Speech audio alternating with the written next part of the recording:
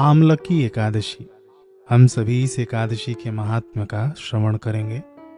युधिष्ठिर ने भगवान श्री कृष्ण से कहा कि श्री कृष्ण, मुझे फाल्गुन मास के शुक्ल पक्ष की एकादशी का नाम और महात्म्य बताने की कृपा कीजिए।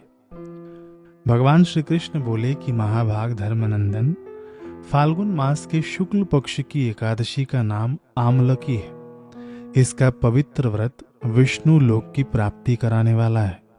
राजा मानधाता ने भी महात्मा वशिष्ठ जी से इसी प्रकार का प्रश्न पूछा था, जिसके जवाब में वशिष्ठ जी ने कहा था, भगवान विष्णु के थूकने पर उनके मुख से चंद्रमा के समान कांतिमान एक बिंदु प्रकट होकर पृथ्वी पर गिरा। उसी से आमलक यानी आंवले का महान वृक्ष उत्पन्न हुआ, जो सभी वृक्षों का आदिभूत कहलाता है। इसी समय प्रजा की सृष्टि करने के लिए भगवान ने ब्रह्मा जी को उत्पन्न किया और ब्रह्मा जी ने देवता, दानव, गंधर्व, यक्ष, राक्षस, नाग तथा निर्मल अंतःकरण वाले महर्षियों को जन्म दिया। उनमें से देवता और ऋषि उस स्थान पर आए जहां विष्णु प्रिय आमलक का वृक्ष था। महाभाग, उसे देखकर देवताओं को बड़ा विस्मय हुआ, क्योंकि उस वृक्ष के बारे में वे नहीं जानते थे। उन्हें इस प्रकार विस्मित देखकर आकाशवाणी हुई, महर्षियों, यह सर्वश्रेष्ठ आमलक का वृक्ष है, जो विष्णु को प्रिय है। इसके स्मरण मात्र से गोदान का फल मिलता है। स्पर्श करने से इससे दुगुना और फल भक्षण करने से तिगुना पुण्य प्राप्त होता है। यह सब पापों को हरने वाला वैष्णव वृक्ष है। इसके मूल में विष्णु, उसके ऊपर ब्रह्मा, स्कंद में परमेश्वर भगवान रुद्र, शाखाओं में मुनि, टहनियों में देवता, पत्तों में वसु, फूलों में मरुदगण तथा फलों में समस्त प्रजापति वास करते हैं। आमलक सर्वदेवमय है, अतः विष्णु भक्त पुरुषों के लिए यह परम पूज्य है। इसलिए सदा प्रयत्न पूर्वक आमलक का सेवन करना चाहिए। ऋषि बोले कि आप कौन हैं? देवता हैं या कोई और? हमें ठीक ठीक बताइए। पुनः आकाशवाणी हुई कि जो संपूर्ण भूतों के कर्ता और समस्त भुवनों के सृष्टा है, जिन्हें विद्वान पुरुष भी कठिनता से देख पाते हैं, मैं वही सनातन विष्णु हूं। देवादिदेव भगवान विष्णु का यह कथन सुनकर वे ऋषिगण भगवान की स्तुति करने लगे। इससे भगवान श्री हरि संतुष्ट हुए और बोले, महर्षियों, तुम्हें कौन सा अभीष्ट वरदान दूं? ऋषि बोले, भगवान, यदि आप संतुष्ट हैं तो हम लोगों के हित के लिए कोई ऐसा व्रत बतलाइए जो स्वर्ग और मोक्ष रूपी फल प्रदान करने वाला हो। श्री विष्णु जी बोले कि महर्षियों, फाल्गुन मास के शुक्ल पक्ष में यदि पुष्य नक्षत्र से युक्त एकादशी हो तो वह महान पुण्य देने वाली और बड़े बड़े पातकों का नाश करने वाली होती है। इस दिन आंवले के वृक्ष के पास जाकर वहां रात्रि में जागरण करना चाहिए। इससे मनुष्य सब पापों से छूट जाता है और सहस्त्र गोदान का फल प्राप्त करता है। विप्रगण, यह व्रत सभी व्रतों में उत्तम है, जिसे मैंने तुम लोगों को बताया है। ऋषि बोले, भगवान, इस व्रत की विधि बताइए। इसके देवता और मंत्र क्या हैं? पूजन कैसे करें? उस समय स्नान और दान कैसे किया जाता है? भगवान विष्णु जी ने कहा कि द्विजवरों, इस एकादशी को व्रती प्रातःकाल दंत धावन करके यह संकल्प करे कि हे पुंडरीकाक्ष, हे अच्युत, मैं एकादशी को निराहार रहकर दूसरे दिन भोजन करूंगा। आप मुझे शरण में रखें। ऐसा नियम लेने के बाद पतित, चोर, पाखंडी, दुराचारी, गुरुपत्नीगामी तथा मर्यादा भंग करने वाले मनुष्यों से वह वार्तालाप न करे।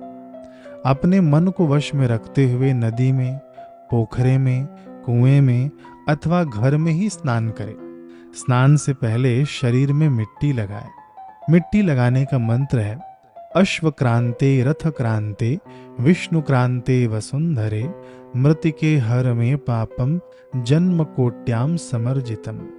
इसका अर्थ है कि वसुंधरे, तुम्हारे ऊपर अश्व और रथ चला करते हैं तथा वामन अवतार के समय भगवान विष्णु ने भी तुम्हें अपने पैरों से नापा था। मृतिके, मैंने करोड़ों जन्मों में जो पाप किए हैं, मेरे उन सब पापों को हर लो। फिर स्नान करने का मंत्र है, त्वं मातः सर्वभूतानां जीवनं तत्तु रक्षकम् स्वेदजोद्भिज्य जातीनां रसानां पतये नमः। स्नातोऽहं सर्वतीर्थेषु हृदप्रस्रवणेषु च नदीषु देवखातेषु इदं स्नानं तु मे भवेत्।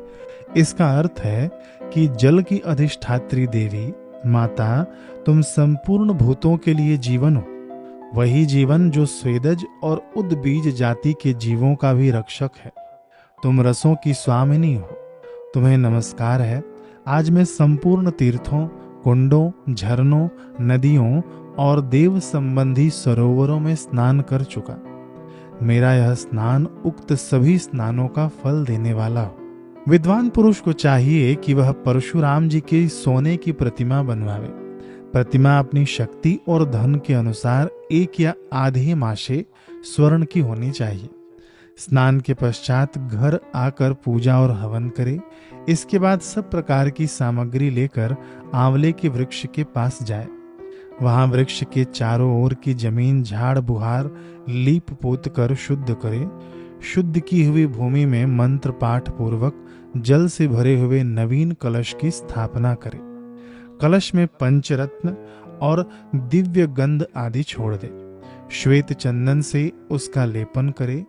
उसके कंठ में फूल की माला पहनाए। सब प्रकार के धूप और सुगंध फैलाए।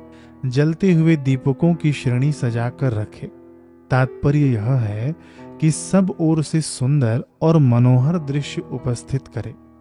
पूजा के लिए नवीन छाता, जूता और वस्त्र भी मंगा कर रखे। कलश के ऊपर एक पात्र रखकर उसे श्रेष्ठ खीलों से भर दे। फिर उसके ऊपर परशुराम जी की मूर्ति स्वर्ण की स्थापित करें। विशोकाय नमः कहकर उनके चरणों की, विश्वरूपिणे नमः से दोनों घुटनों की, उग्राय नमः से जांघों की, दामोदराय नमः से कटी भाग की, पद्मनाभाय नमः से उदर की, श्रीवत्सधारिणी नमः से वक्षस्थल की, चक्रणे नमः से बाईं बाह की, गदिने नमः से दाहिनी बाह की, वैकुंठाय नमः से कंठ की, यज्ञ मुखाय नमः से मुख की, विशोक निधये नमः से नासिका की, वासुदेवाय नमः से नेत्रों की, वामनाय नमः से ललाट की, सर्वात्मने नमः से संपूर्ण अंगों तथा मस्तक की पूजा करे। यही पूजा के मंत्र हैं। तदनंतर भक्ति युक्त चित्त से शुद्ध फल के द्वारा देवादिदेव परशुराम जी को अर्घ्य प्रदान करे। अर्घ्य का मंत्र इस प्रकार है, नमस्ते देव देवेश जामदग्न्य नमोस्तुते गृहाणार्घ्यमिमं दत्तम आमलक्यायुतम हरे। इसका अर्थ है कि देव देवेश्वर जमदग्नि नंदन श्री विष्णु स्वरूप परशुराम जी, आपको नमस्कार है, नमस्कार है। आंवले के फल के साथ दिया हुआ मेरा यह अर्घ्य ग्रहण कीजिए। तदनंतर भक्ति युक्त चित्त से जागरण करें। नृत्य, संगीत, वाद्य, धार्मिक उपाख्यान तथा श्री विष्णु संबंधिनी कथा वार्ता आदि के द्वारा वह रात्रि व्यतीत करे। उसके बाद भगवान विष्णु के नाम ले लेकर आमलक वृक्ष की परिक्रमा 108 या 28 बार करे। फिर सवेरा होने पर श्री हरि की आरती करे। ब्राह्मण की पूजा करके वहां की सब सामग्री उसे निवेदित कर दे। परशुराम जी का कलश, 2 वस्त्र, जूता आदि सभी वस्तुएं दान कर दे और यह भावना करे कि परशुराम जी के स्वरूप में भगवान विष्णु मुझ पर प्रसन्न हो। तत्पश्चात आमलक का स्पर्श करके उसकी प्रदक्षिणा करे और स्नान करने के बाद विधि पूर्वक ब्राह्मणों को भोजन कराए। तदनंतर कुटुंबियों के साथ बैठकर स्वयं भी भोजन करे। संपूर्ण तीर्थों के सेवन से जो पुण्य प्राप्त होता है तथा सब प्रकार के दान देने से जो फल मिलता है, वह सब उपयुक्त विधि के पालन से सुलभ होता है। समस्त यज्ञों की अपेक्षा भी अधिक फल मिलता है, इसमें तनिक भी संदेह नहीं है। यह व्रत सब व्रतों में उत्तम है। श्री वशिष्ठ जी कहते हैं कि महाराज, इतना कहकर देवेश्वर भगवान विष्णु वहीं अंतर ध्यान हो गए। तत्पश्चात उन समस्त महर्षियों ने उक्त व्रत का संपूर्ण रूप से पालन किया। नृपश्रेष्ठ, इसी प्रकार तुम्हें भी इस व्रत का अनुष्ठान करना चाहिए। भगवान श्री कृष्ण कहते हैं कि युधिष्ठिर, यह दुर्धर्ष व्रत मनुष्य को सब पापों से मुक्त करने वाला है। यहाँ पर एकादशी की व्रत कथा समाप्त हुई। एकादशी के दिन आप लोग सुबह ध्यान रखना कि ब्रश और बाजारों मंजन न करें, दातुन भी करना वर्जित है। दूसरी बात कि विष्णु सहस्त्र नाम का आप लोग पाठ सुन लेना, अपने चैनल पर डला हुआ है। औरों को भी ये शेयर कर देना। हरे कृष्ण।